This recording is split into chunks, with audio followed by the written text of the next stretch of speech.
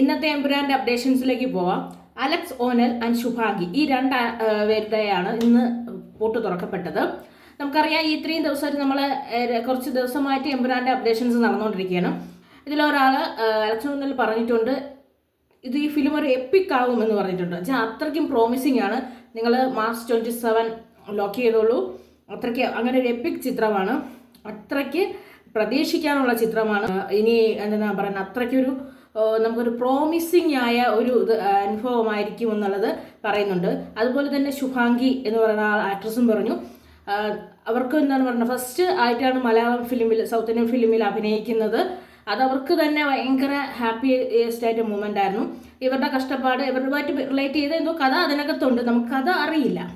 എങ്കിലും ഈ ഫിലിമിനെ കുറിച്ചുള്ള ഒരു അവരുടെ അഭിപ്രായം എന്ന് വെച്ച് കഴിഞ്ഞാൽ ഇതൊരിക്കലും ഒരു നഷ്ടപ്പെടുത്തി കൊടുത്തതിന് സിനിമയൊന്നുമല്ല, എപ്പിക് സിനിമ തന്നെയാണ്. ഈ സിനിമ ഒരിക്കലും മിസ് ചെയ്യാൻ പാടില്ല. അപ്പോൾ ഈ 18 ദിവസം കൊണ്ട് 36 ക്യാരക്ടേഴ്സിനെ നമുക്ക് പരിചയപ്പെടുത്തുന്നതിൻ്റെ സംവിധായകൻ നമ്മളോട് പറഞ്ഞിരുന്നു.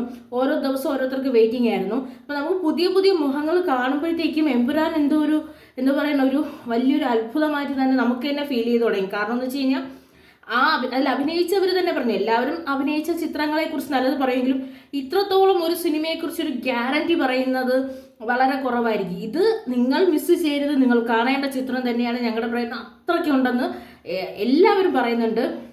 അപ്പോൾ ഇന്ന് വന്ന ഇവരും അഭിപ്രായപ്പെട്ടത് ഇത് തന്നെയാണ്. മാർച്ച് 27 നിങ്ങൾ ലോക്ക് ചെയ്തോളൂ. ഇനി അങ്ങോട്ട് എമ്പുരാൻ്റെ അപ്ഡേഷൻസിൽ നിങ്ങൾക്കത് മനസ്സിലാവും എത്രത്തോളം പ്രോമിസിങ് ചിത്രമാണെന്ന്. എന്തായാലും കേൾക്കുമ്പം വളരെ സന്തോഷമുണ്ട്.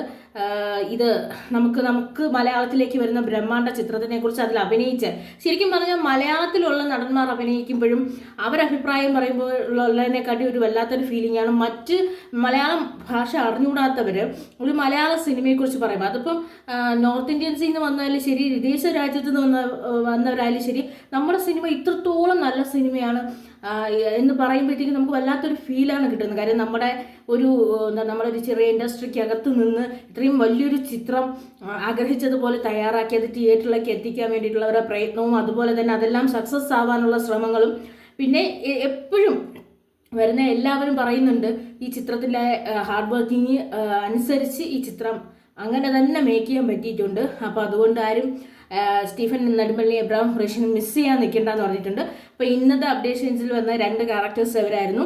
എന്തായാലും ഇനി നാളത്തെ പൂട്ട് തുറക്കാൻ കാത്തിരിക്കാം.